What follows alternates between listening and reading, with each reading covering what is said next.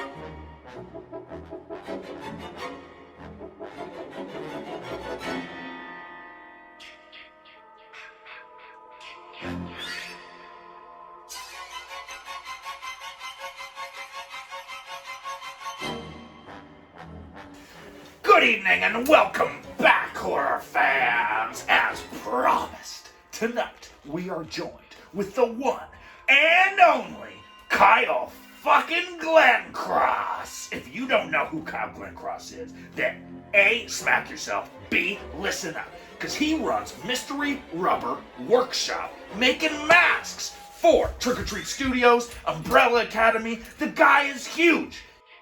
Not only was he recommended to George A. Romero by Greg Nicotero to work for the Zombie King,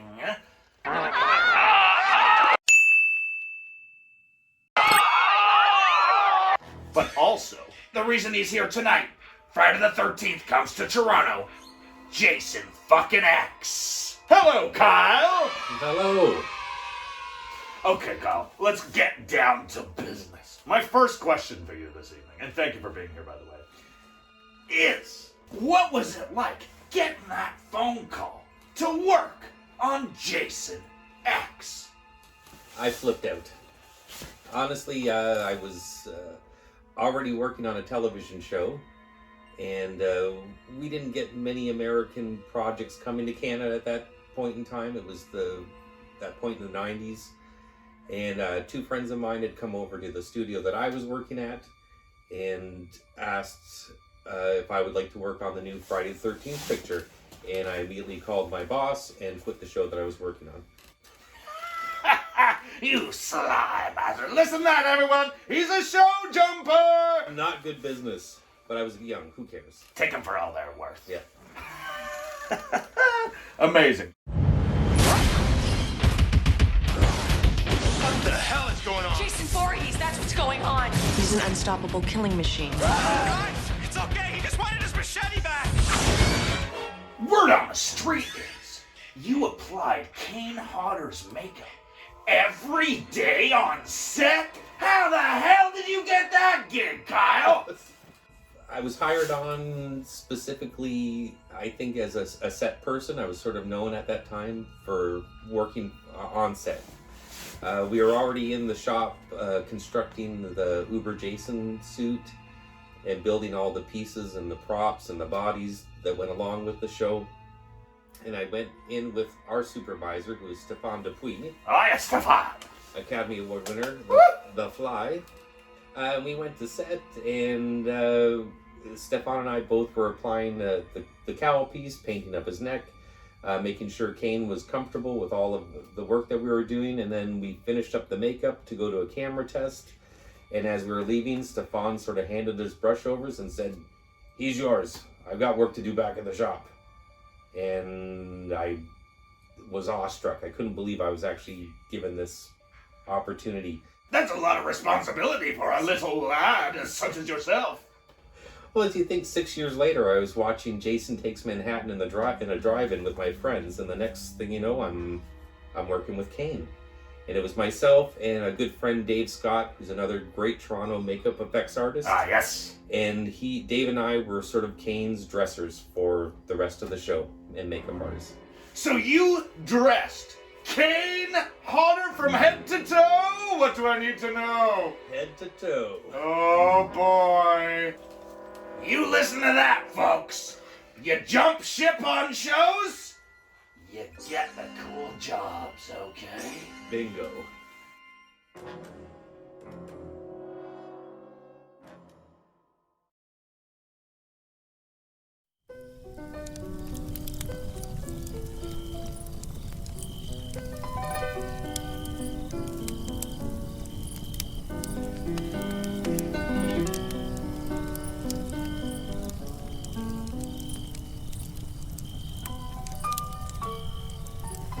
You wanna get the fuck out of here? You're wild.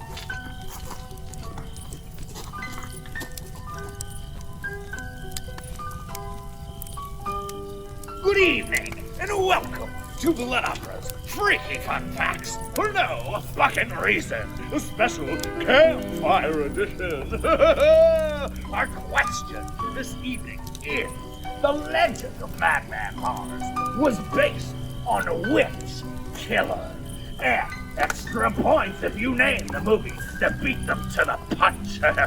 Comment in the comments below for your chance to win a bunch of Blood Opera shit. And now it's time for another Campfire classic metal tune from Sleepaway Camp. This one's called Straight Between the Eyes by Toronto's own Anvil.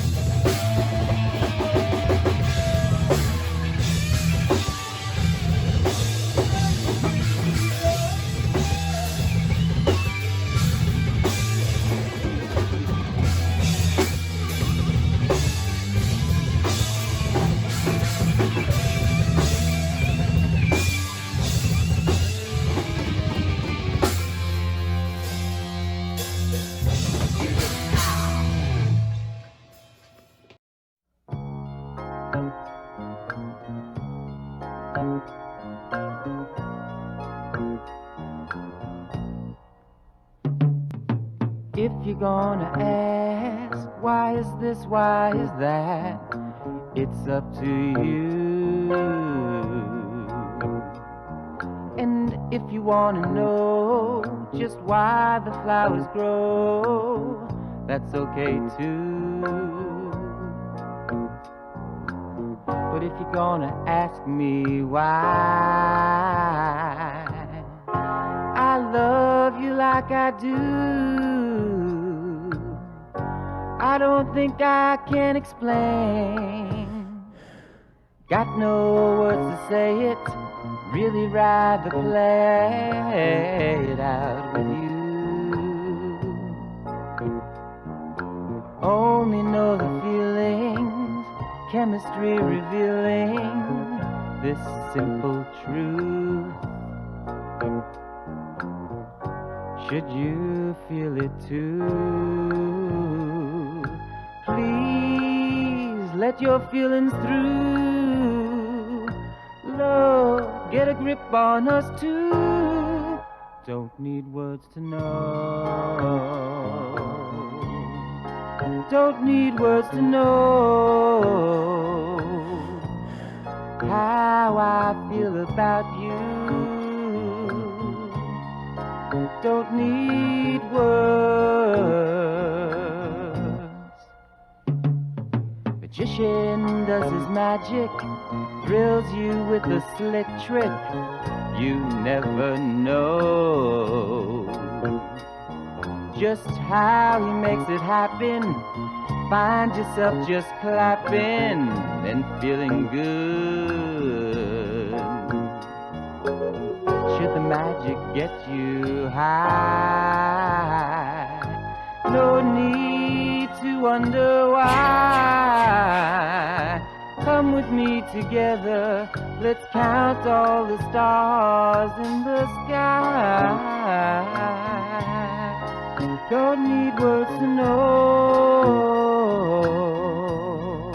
how I feel about you. Don't need words.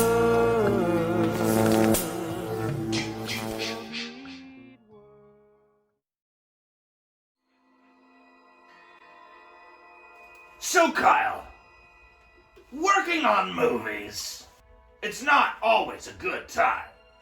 But I don't want to hear about the shit. I want to hear about the goods. What was your fondest memory of working on Friday the 13th, Jason X? I'd have to say my fondest memory would have been how we were greeted by Kane every morning in the trailer. It was a little unusual, but myself and David would go into the trailer and set up early, a half hour early. So we'd prepare, and he'd come into the trailer door and say, "Good morning, boys." And as he approached us, we were approached and welcomed quite violently by him in a WWE style. He would say good morning to me, and that was usually followed by a swift blow from his fist to my stomach. Dave Scott was usually had an elbow dropped on him, and whoever else was in the trailer would get a headlock, maybe a kick to the stomach. But again, all very WWE. Always a start to a good morning is a punch in the gut with a cup of coffee. Yeah, a lovely man. It was and something I never would forget. Like, it was just so unusual. You weren't expecting it. You never knew what kind of shot you were going to get from him. So he was a really friendly guy, and that was his sort of way of saying good morning to you as he was preparing to get into his character. It was very loving, but at the same time, very violent. Now, what's this I hear about an insane clown posse ritual? Ah, yes. We made probably, I'd say, 10 or 12 different masks, maybe 8 or 10 different machetes, and he'd come to the shop and sort of eyeball them all and then hand pick which one he wanted.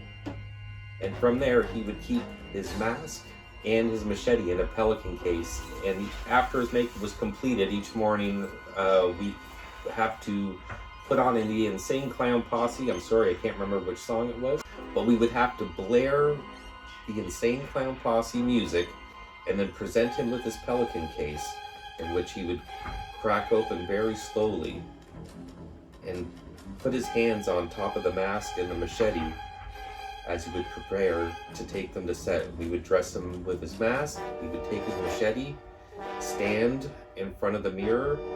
There's a few neck cracks and a lot of just stiff body movements and just really perched in posture.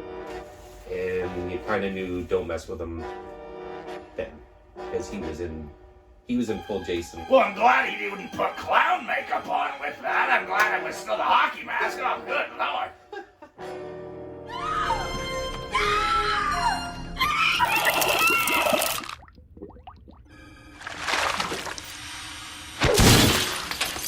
Jason wins. Fatality. We're surrounded, Kyle, by death. This shot is amazing. There's even a version of me over there. There's a little me over there. What else you got going on, baby? It's not the 80s anymore. What are you working on? Well, as of recent, The Umbrella Academy just aired, and it's #1 Netflix in the UK, Canada, the US, #1 around the world. So that's really exciting. We made a complete new line of agent masks for this season, as similar to the Hazel and Cha-Chas that we made last year, and they'll be for sale through Trick or Treat Studios. Trick or Treat Studios. Hashtag Trick or Treat Studios. Upcoming will be a new film by Steve Kostansky called Psycho Gorman. If you haven't watched the trailer, please go to Psycho Gorman and watch the trailer. It's 1980s full-on rubber monster mania, practical effects galore. Anyone that's a fan of The Void, you gotta see this movie. If you like The Void, tune into Psycho Gorman, guys. You're gonna love it. It'll be out, I believe, later this fall. Hopefully for a theatrical release, most likely drive-ins. And if not, it's gonna be on Shudder in January. So check out Psycho Gorman. It's gonna blow your mind. Woo! And Kyle, remind everyone, what's the name of your company? Mystery Rubber Workshop.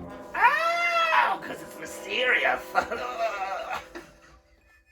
One more time, thank you very much to Kyle fucking Glencross, the man behind the masks. Go check out Mystery Rubber. Buy his shit. Watch Psycho Gorman. Thank you very much to the legend for having us at his abode. Thank you so much for coming over. Woo! It was a big deal when Jason came to Canada. Friday the 13th in fucking Canada. We got to interview the man that did it. Suck on my balls.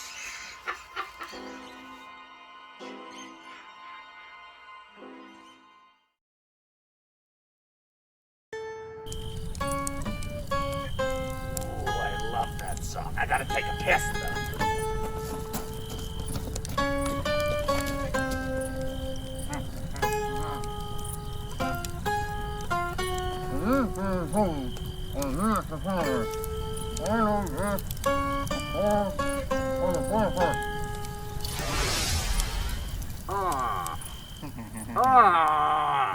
What the fuck, dude? Oh. Alright. Anyway, while I get this fire restarted, this one's going out to all you fanboyles and ghouls out there in YouTube land.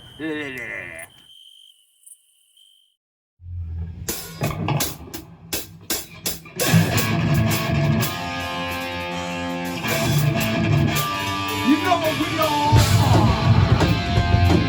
Fucking fanboys.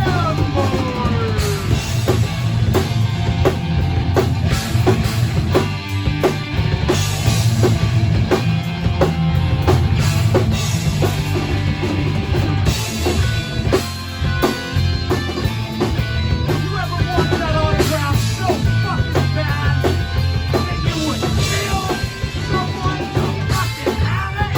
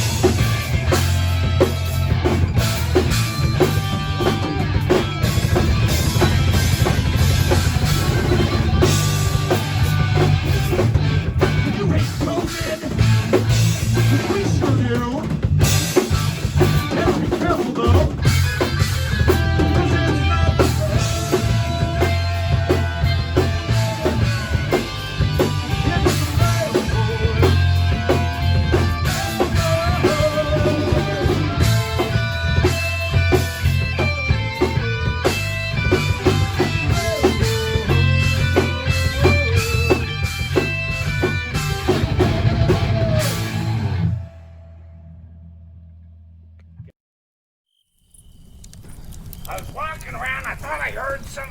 I thought I heard someone, but where the hell? What the hell? Where the fuck is everybody?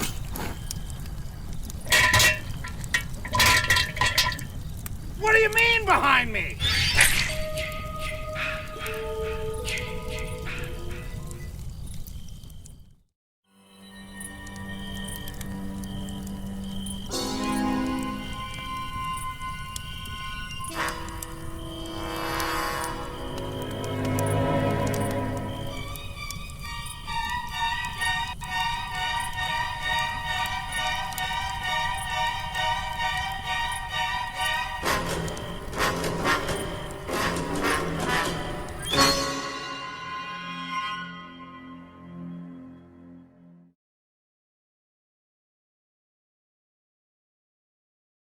I guess you can't kill what's already dead, motherfucker!